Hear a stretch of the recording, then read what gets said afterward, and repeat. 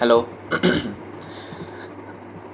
আজকে যে চ্যাপ্টারটা আমি স্টার্ট করছি সেটা হচ্ছে provision of provision for filing of return. ঠিক আছে, দ্যাট মিন্স আমাদের যে আমরা যে ইনকাম করি, তো ইনকাম ট্যাক্সের কাছে আমাদেরকে অ্যানুয়ালি রিটার্ন ফাইল করতে হয়। ঠিক আছে, তো অ্যানুয়াল যে আমরা রিটার্ন ফাইল করি সেখানে আমরা কী দেখাই না, আমাদের ডিফারেন্ট সোর্সেস অফ ইনকাম দেখাই।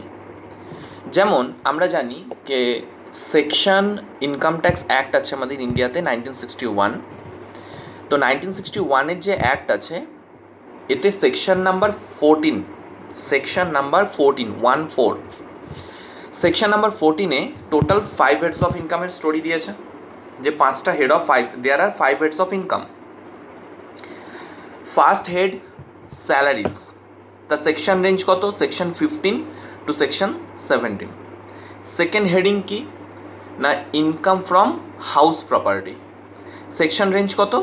22 টু 27। থার্ড যেটা আছে profits and gains from business or profession. ঠিক আছে, ইন শর্ট আমরা এটাকে কী বলি না, পিজিবিপি। এর সেকশন রেঞ্জ কত পিজিবিপির? না section 28 to 44, section 28 to 44। Then fourth head যেটা আছে সেটা হচ্ছে আমাদের ক্যাপিটাল গেন। ঠিক আছে, ক্যাপিটাল গেনের সেকশন রেঞ্জ কত? Section 45 to section 55। অ্যান্ড এই চারটে হেডে, এই 4 হেডসে যদি কোনো ইনকাম না পড়ে, না আমরা ফেলতে পারছি এর আন্ডারে, তাহলে আমরা সেটা কি করি, আমরা একটা রেসিডুয়াল হেড আছে, ফিফথ হেড, এটাকে আমরা বলে থাকি income from other sources or IFOS, income from other sources. এর সেকশন রেঞ্জ কত? Section 56 to section 59, section 56 to 59। ঠিক আছে, তো এটা গেল আমাদের 5 হেডস অফ ইনকামের ডিটেলস স্টোরি, যেটা যারা কলেজে পড়ে তাদের 4th সেমিস্টারে ছিল। অ্যান্ড খুব বাজে ব্যাপার যেটা হয়েছে যে ওদেরকে পাশ করিয়ে তুলে দেওয়া তো হয়েছে, কিন্তু এই যে সেকশনগুলোর কথা বলছি বা এই সেকশন রেঞ্জের যে ডেটাগুলো আছে সেটা অ্যাকচুয়ালি তার অ্যাপ্লিকেশান 5th সেমিস্টারে আছে। এবার স্টুডেন্টরা কী হলো, ওই 4th সেমিস্টারের ডেটাগুলো তো জানলো না, এবার সেটার অ্যাপ্লিকেশন কী করে 5th সেমিস্টারে করবে। আরও একটা ইম্পর্টেন্ট আছে যেটাকে আমরা ডিডাকশন চ্যাপ্টার বলে থাকি, সেটা সেকশন 80C টু 80U অবধি আছে। তো সেখানেও অনেক জিনিস আছে যেগুলো এখানে কাজে লাগবে, এখানে ইউজ হবে, যার অ্যাপ্লিকেশনস আছে। যাই হোক, এটা ব্যাড লাক, কিছু করার নেই আমাদের। তো এখন মেন ব্যাপার যেটা হলো সেটা হচ্ছে যে এই 5টা হেডে আমাদের ইনকাম হয়। এখন আমাদের এক্সামের জন্য প্রিভিয়াস ইয়ার হচ্ছে 2019-20, 1 এপ্রিল 2019 থেকে নিয়ে 31 মার্চ 2020 হচ্ছে আমাদের প্রিভিয়াস ইয়ার। যে প্রিভিয়াস ইয়ারে আমরা ইনকাম করব, অ্যান্ড এই ইনকামের ডিটেলস আমরা তার ঠিক অ্যাসেসমেন্ট ইয়ার, ঠিক তার পরের বছর মানে 2020-21, এইখানে আমরা ট্যাক্স পে করব। অ্যাসেসমেন্ট ইয়ারে কী হয়, আমাদের প্রিভিয়াস ইয়ারে যত ইনকাম থাকবে তো সেই ইনকামটাকে আমরা এখানে অ্যাসেস করে তার ট্যাক্স আমরা পে করি। এটুকু বোঝা গেছে।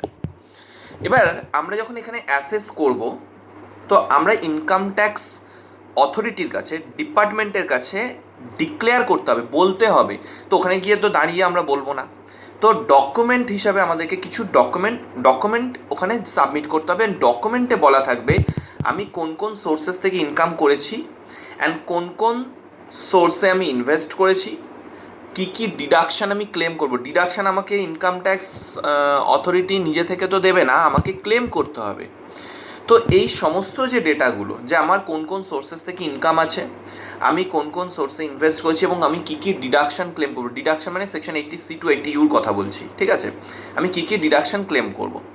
তো এই সমস্ত কিছুকে কী করতে হবে আমাদের এই অ্যাসেসমেন্ট ইয়ারে আমাদেরকে একটা ফর্ম ফিল আপ করতে হবে। ফর্ম ফিল আপ করে ডিপার্টমেন্টের কাছে এটা জমা করে দিতে হবে। ক্লিয়ার? এটাকে আমরা বলে থাকি ডিক্লারেশন অফ ইনকাম। মনে থাকবে, এটাকে আমরা কি বলি না, ডিক্লারেশন অফ ইনকাম। এই যে ইনকামটাকে আমরা ডিক্লেয়ার করছি, আমি কোথা থেকে ইনকাম করছি, আমি কোথায় ইনভেস্ট করছি, এটা তো আর ইনকাম ট্যাক্স ডিপার্টমেন্ট জানবে না। তাহলে আমাকে জানাতে গেলে আমাকে তো ডিক্লেয়ার করতে হবে, ডিক্লেয়ার না করলে ওরা কী করে জানবে যে আমার কোন কোন সোর্সেস থেকে ইনকাম আসছে। এবার আমি এই ডিক্লেয়ারটা যে করব, গিয়ে ভারবালি বললেও হবে না, তো আমাকে কি করতে হবে, আমাকে একটা ফর্মের মাধ্যমে, একটা প্রেসক্রাইবড ফর্ম থাকবে, সেই ফর্মের মাধ্যমে আমাকে এগুলো ডিক্লেয়ার করতে হবে। ব্যাস এইটুকুই। এই যে ফর্মটা, এটাকে আমরা বলছি রিটার্ন ফাইল। ইনকাম ট্যাক্সের অথরিটির কাছে আমরা কি করছি, ফাইল রিটার্ন করছি। রিটার্ন করছি মানে আমরা এখানে জমা দিচ্ছি, সাবমিট করছি। তো রিটার্ন অফ ইনকাম, আমরা যেটা মেন চ্যাপ্টার পড়ছি রিটার্ন অফ ইনকাম, এটাকে আমরা কি বলবো না, declaration of income by the assessee. যার ট্যাক্স অ্যাসেস হবে তাকে আমরা বলবো assessee, in the prescribed format. আমরা পরে এগুলো জানবো, প্রেসক্রাইবড ফরম্যাট। ক্লিয়ার? এবার এইটুকু তো বোঝা গেল যে আমাদের রিটার্ন অফ ইনকাম কাকে বলছি, এটুকু বোঝা গেল যে অ্যাসেসমেন্ট ইয়ারে আমাদের প্রিভিয়াস ইয়ারে যা ইনকাম করেছি সেটাকে যখন আমরা সাবমিট করব, এটাকে আমরা বলবো রিটার্ন ফাইল করা। দেখবি আমি বলি না ইনকাম ট্যাক্স রিটার্ন ফাইল করি, বা আমার মতো অনেকেই হয়তো করে। তো সেম কেস, যে তুই যখন ইনফরমেশনটা জমা দিচ্ছিস সেটাকে বলে রিটার্ন ফাইল করা। তো এখন দেখ, কোয়েশ্চেন হচ্ছে what is written of income under the income tax act 1961।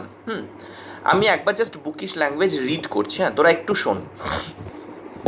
The income tax act 1961 contains provisions for filing of return of income. Return of income is the format.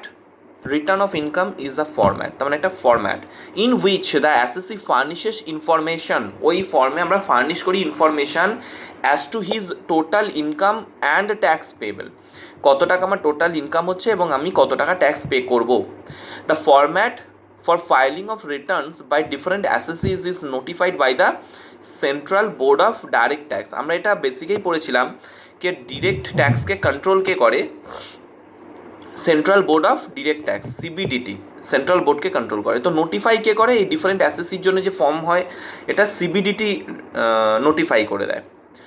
The particulars of income earned by under different heads, gross total income, deductions from gross total income and tax payable or tax liability by the assessee are generally required to be furnished in the return of income। দেখ simple, এখানে অনেক কিছু language বলেছে, ওই ল্যাঙ্গুয়েজে যাস না, basic sense মাথায় রাখ কি না, আমরা কত টাকা ইনকাম করছি, আমাদের গ্রস ইনকাম কত, আমাদের কী লাইবিলিটিস আছে, সমস্ত কিছু আমরা ওই ফাইলে সাবমিট করে দেবো। ক্লিয়ার? এটাকে আমরা বলছি ইনকাম ট্যাক্স রিটার্ন ফাইল করা।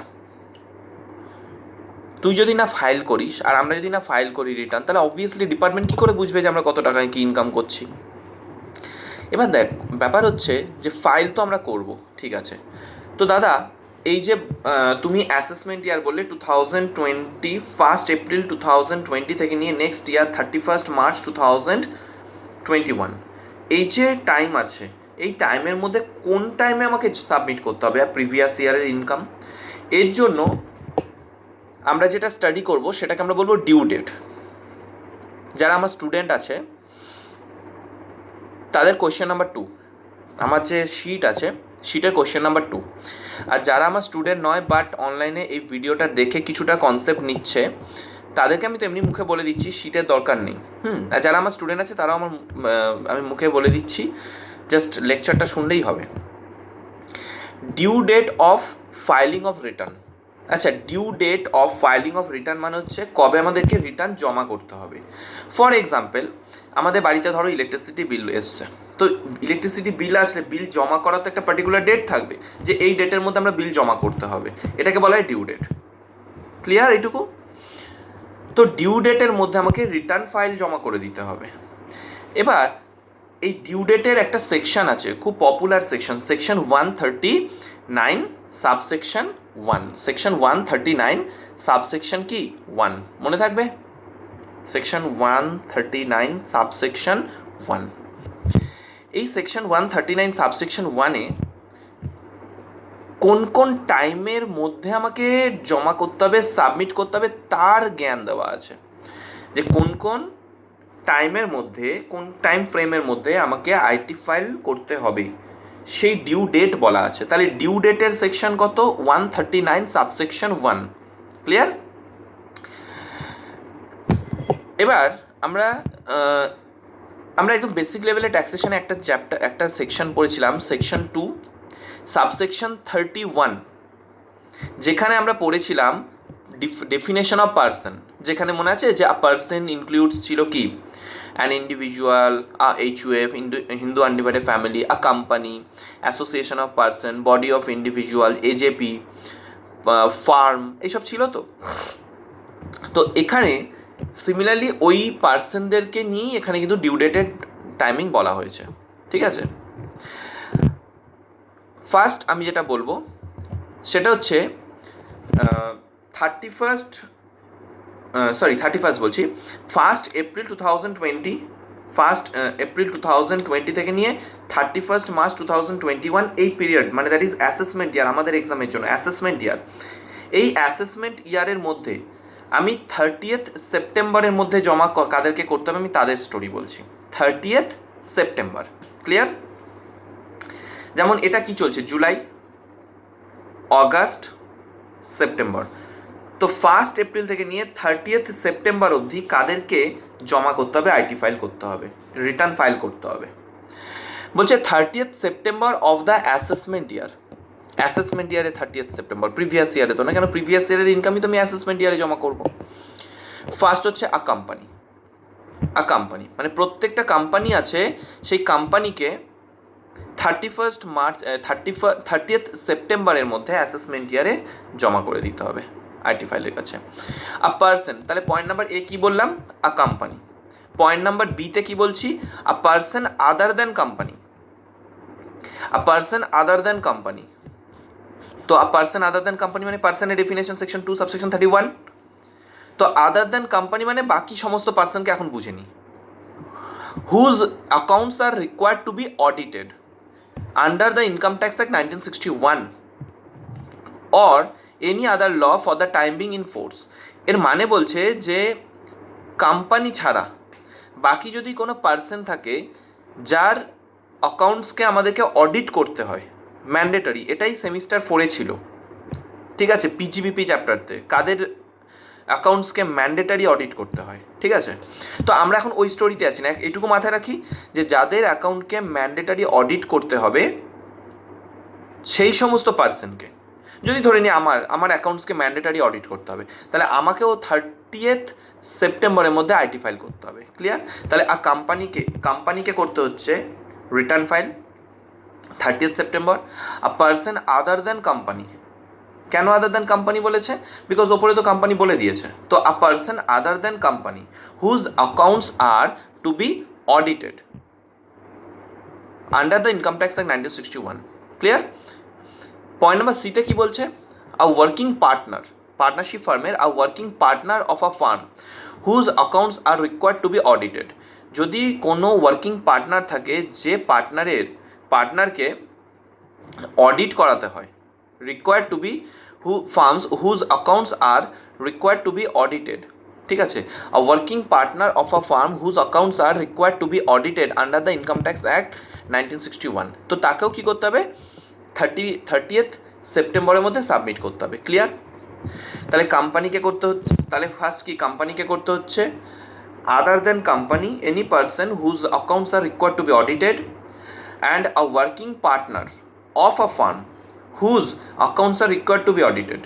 তার মানে একটা ওয়ার্কিং পার্টনার যে ফার্মে কাজ করে, যে ফার্মে কাজ করছে, তো সেই পার্টনারকেও কী করতে হবে, আইটি ফাইল করতে হবে, কত, 30th সেপ্টেম্বরের মধ্যে। মনে থাকবে, কামিং 30th সেপ্টেম্বর আসতে চলেছে 2020। এরপর 30th নভেম্বর কাদেরকে করতে হবে, সেপ্টেম্বর হয়ে গেল, অক্টোবর পর নভেম্বর। তো 1 এপ্রিল থেকে নিয়ে নভেম্বরের মধ্যে কাকে সাবমিট করতে হবে, বলছে in the case of an assessee who is required to furnish a report and referred in section 92 capital E, 92 capital E, কোনো ব্র্যাকেটের মধ্যে ক্যাপিটাল নেই কিন্তু 92 ক্যাপিটাল E, ঠিক আছে, তাকে সাবমিট করতে হবে। এখানে কি বলেছে 92 ক্যাপিটাল ইতে, বলছে সেকশন 139